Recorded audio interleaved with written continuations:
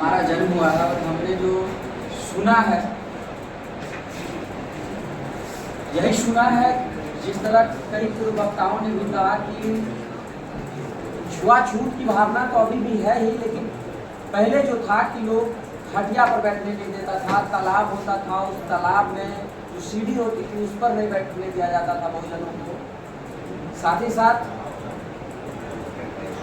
कई जगह शादियों में भी लोगों को SC ST को या OBC को घोड़ी नहीं चढ़ने दिया जाता था, और ये चीज़ें अभी भी कई स्टेट में ऐसा है।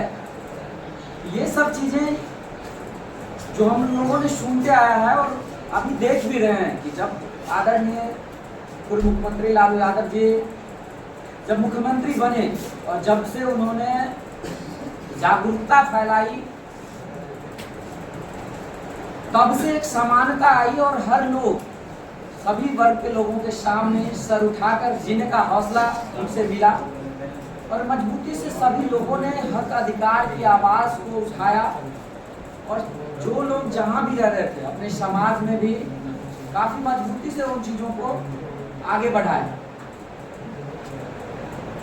इस बीच में आरक्षण की जो बात है, आरक्षण बिल्कुल जरूरी है।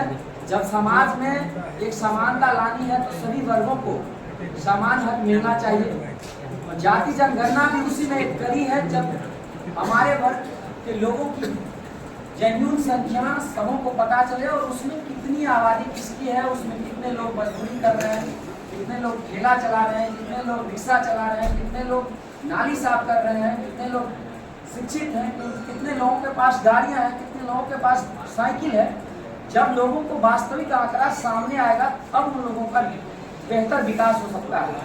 और ये नीतियाँ उस अनुसार, उस जाति जनगणना के आंकड़े के अनुसार नीतियाँ बनाई जा सकती है। तो इसलिए भी जाति जनगणना काफ़ी ज़रूरी है और उसके अनुरूप लोगों को जो सुविधाएं मिले, जिससे लोग समान अधिकार सबको मिले, इसलिए जाति जनगणना बहुत ज़रूरी है। और इसी बीच में आधी आबादी की भी बात हो रही है, तो केंद्र सरकार ने महिलाओं को 33% रिजर्वेशन की बात कही है। उसमें भी जो OBC के महिलाएं हैं, सभी वर्गों के महिलाओं को भी रिजर्वेशन मिलना चाहिए। और कई बहुजन सांसदों ने भी इस बात को लेकर के संसद में आवाज़ उठाया, यह काफ़ी सराहनीय है। और हम लोगों को भी अपने समाज में जहाँ कहीं भी हम लोग हैं, हम जैसे कि हम पटना मेडिकल कॉलेज में 2016 में पढ़ने आए थे, PMCH का ऐसा सिचुएशन था कि वहाँ पर एक ही डिपार्टमेंट के टीचर, मतलब कि अगर एनेस्थेसिया के, बेहोशी के डॉक्टर हैं, वही सर्जरी भी पढ़ाया करते थे, मेडिसिन भी पढ़ाया करते थे। मैं पारा मेडिकल का छात्र था और पारा मेडिकल रीढ़ की हड्डी होती है स्वास्थ्य विभाग में। आप सब लोग हैं, कई लोग यहाँ माननीय पूर्व विधान पार्षद हैं, पूर्व विधायक भी हैं, लेकिन दुर्भाग्य की बात है आज भी लगभग जितने विधायक हैं, जितने विधानसभा सीट है 243, उसमें से किसी भी विधानसभा में ड्रेसर के दो भी कर्मी नहीं है, OT असिस्टेंट के 2 कर्मी नहीं है। और उसका नतीजा ये होता है कि गरीब परिवार, आज हम लोग सब जगह गरीब परिवारों की बात करते हैं, समानता की बात करते हैं, लेकिन हमारे ही गरीब समाज के लोग जब इलाज कराने जाते हैं किसी अस्पतालों में, तो वहाँ पर उसको रेफर टू हायर सेंटर के नाम पे PMCH, DMCH, कभी IGI एम्स भेज दिया जाता है। और कई लोग ऐसे रहते हैं जो रास्ते में ही दम तोड़ देते हैं।